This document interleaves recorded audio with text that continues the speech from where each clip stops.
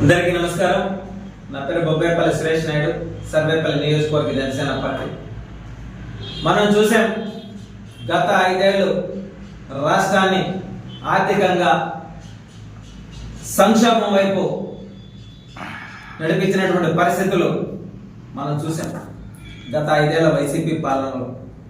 నేడు కూటమి ప్రభుత్వం ఆర్థికంగా అప్పుల్లో ఉన్న ఆంధ్ర రాష్ట్రాన్ని అభివృద్ధి వైపు నడిపించే విధంగా, అన్ని వర్గాలకి న్యాయం జరిగే విధంగా, ఈ యొక్క రాష్ట్ర ఆర్థిక స్థితిని పట్టాలెక్కించే విధంగా బడ్జెట్ ఉంది.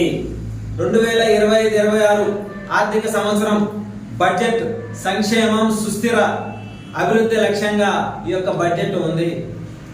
మనం ఈ బడ్జెట్ అన్ని వర్గాల ప్రజలకి, రాష్ట్ర భవిష్యత్తుకి భరోసానిచ్చేలా, అభివృద్ధికి బాటలు వేసే విధంగా ఈ యొక్క బడ్జెట్ ఉంది.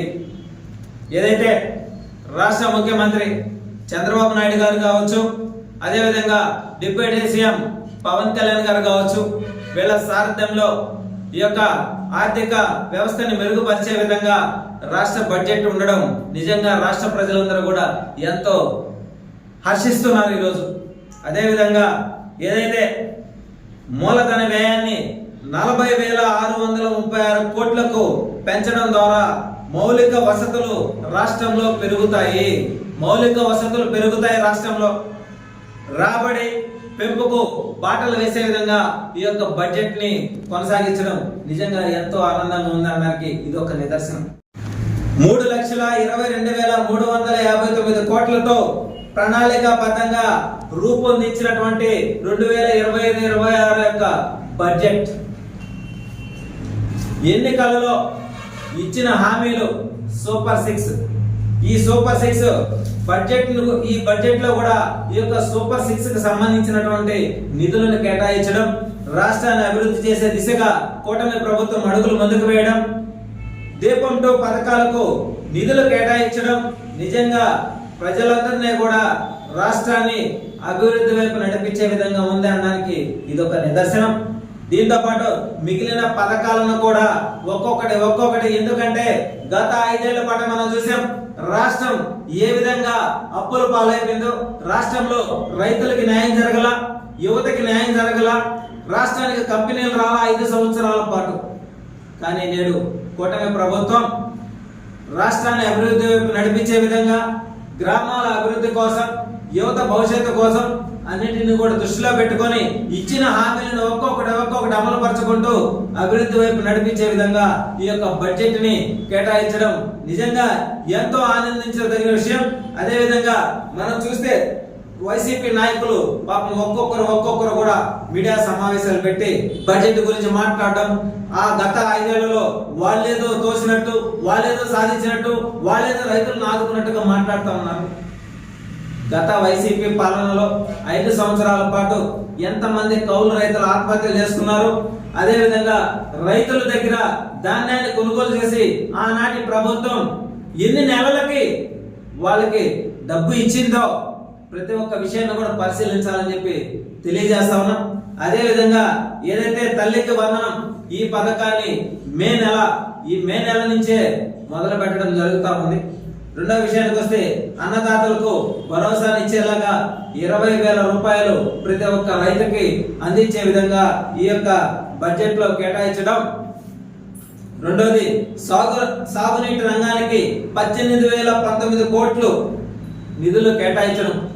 సాగునీటి రంగానికి గత ప్రభుత్వంలో సాగునీరు, తాగునీరు లేక రాష్ట్రంలో రైతులు కావచ్చు, అదే విధంగా తాగడానికి నీళ్లు లేక ఎంతో మంది కూడా ఇబ్బందులు పడినటువంటి పరిస్థితులు మనం ఎన్నో చూసాం. ఆనాడు ఆ ప్రభుత్వంలో ఎవరైనా సరే మాకు తాగునాడికి నీళ్లు రావటం లేదని అడిగితే వాళ్ళ మీద అక్రమ కేసులు పెట్టి, వాళ్ళ మీద సెక్షన్లు పెట్టి వాళ్ళని భయభ్రాంతులకు గురి చేసినటువంటి పరిస్థితులు కూడా ఎన్నో చూసాం. నేడు కూటమి ప్రభుత్వం ఈ బడ్జెట్ లో సాగునీటి రంగానికి 18,019 కోట్ల కేటాయించడం నిజంగా రాష్ట్రాన్ని అభివృద్ధి వైపు నడిపించే దిశలో 3 కళల కన్నా గ్రామ స్వరాజ్యాన్ని, గ్రామాల అభివృద్ధి కోసం 18,990 కోట్ల రూపాయల నిధులను కేటాయించింది కూటమి ప్రభుత్వం. అదే విధంగా ఏదైతే జల్ జీవన్ పథకం ఎంతో ప్రతిష్టాత్మకమైంది. కేంద్ర ప్రభుత్వం 2028 వరకు కూడా గడువుని పొడిగించడం నిజంగా మన రాష్ట్రానికి ప్రయోజనకరమైనది. ఎందుకంటే ఈ జల్ జీవన పథకం ద్వారా ప్రతి ఒక్క పల్లెలో కూడా తాగడానికి నీళ్లు ఇబ్బంది లేకుండా ప్రతి ఒక్కరు కూడా మంచి నీళ్లు తాగడానికి అవకాశం కల్పించే విధంగా ఈ యొక్క జల్ జీవన్ మిషన్ పథకం కొనసాగుతూ ఉంది. ఆక్వా రైతులకి గతంలో చూసాం, వైసీపీ గవర్నమెంట్ లో ఆక్వా రైతుల మీద కరెంటు బిల్లులు ఏ విధంగా బాధారు. కానీ నేడు కూటమి ప్రభుత్వం ₹1.50 ఒక యూనిట్ కి కేటాయించడం నిజంగా హర్షించదగినటువంటి విషయం. ఆర్థిక ఏదైతే ఈ యొక్క బడ్జెట్ ని రాష్ట్ర అభివృద్ధి కోసం, రైతుల కోసం, పేద బడుగు బలహీన వర్గాల కోసం, గ్రామ పంచాయతీల అభివృద్ధి కోసం, రాష్ట్రాన్ని అప్పులో ఉన్న ఆంధ్రప్రదేశ్ ని అభివృద్ధి వైపు నడిపించే విధంగా ఈ యొక్క బడ్జెట్ ని కేటాయించినటువంటి ఆర్థిక శాఖ మంత్రి వర్యులు శ్రీ పయ్యావుల కేశవ్ గారికి, అదే విధంగా రైతాంగానికి మేలు చేసే బడ్జెట్ ని ప్రవేశపెట్టినటువంటి వ్యవసాయ శాఖ మంత్రి శ్రీ అచ్చెన్నాయుడు గారికి సర్వేపల్లి నియోజకవర్గ జనసేన పార్టీ నుంచి హృదయపూర్వక ధన్యవాదాలు తెలియజేసుకుంటూ, అటు కేంద్రం కావచ్చు, ఇటు రాష్ట్రం కావచ్చు, కేంద్రంలో నరేంద్ర మోడీ గారి సహకారంతో రాష్ట్రంలో 40 సంవత్సరాల అనుభవం కలిగినటువంటి చంద్రబాబు నాయుడు గారు, అదే విధంగా యువతలో ఒక మార్పును తీసుకొచ్చే విధంగా రాష్ట్రం కోసం అనేక పోరాటాలు చేసినటువంటి డిప్యూటీ సీఎం మా అధినేత పవన్ కళ్యాణ్ గారు, ఈ ముగ్గురు సారథ్యంలో రాష్ట్రం అభివృద్ధి వైపు నడిపిస్తున్నారు అనడానికి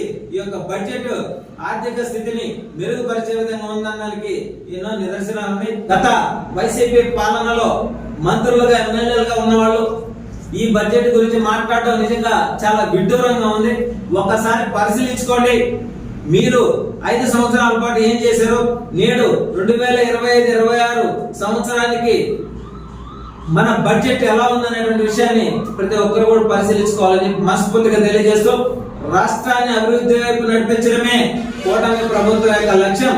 అదే లక్ష్యంతో అడుగులు ముందుకు వేస్తుంది. గత 5 ఏళ్ల పాటు కూడా 2 లక్షల చిల్లర పైచిలక యువతని, వాళ్ళ జీవితాలని సర్వనాశనం చేసింది ఆనాటి వైసీపీ ప్రభుత్వం. వాళ్ళకి ఎక్కడా కూడా ఉద్యోగ అవకాశాలు లేక వాళ్ళని వాలంటీర్లుగా వినియోగించుకొని వాళ్ళ యొక్క ఆర్థిక పరిస్థితిని చిన్నాభిన్నం చేసి 5 సంవత్సరాల పాటు వెనక్కి వెళ్ళిపోయినటువంటి పరిస్థితులు మనం ఎన్నో గమనించాం. కానీ నేడు కూటమి ప్రభుత్వం రాష్ట్రంతో పాటు, రైతులతో పాటు, యువతతో పాటు, గ్రామాల యొక్క అభివృద్ధితో పాటు అన్నిటినీ సమంగా నడిపించే విధంగా ఈ యొక్క బడ్జెట్ ని కేటాయించడం నిజంగా శుభ పరిణామం అని చెప్పి మనస్ఫూర్తిగా తెలియజేస్తా ఉన్నాం ఈరోజు.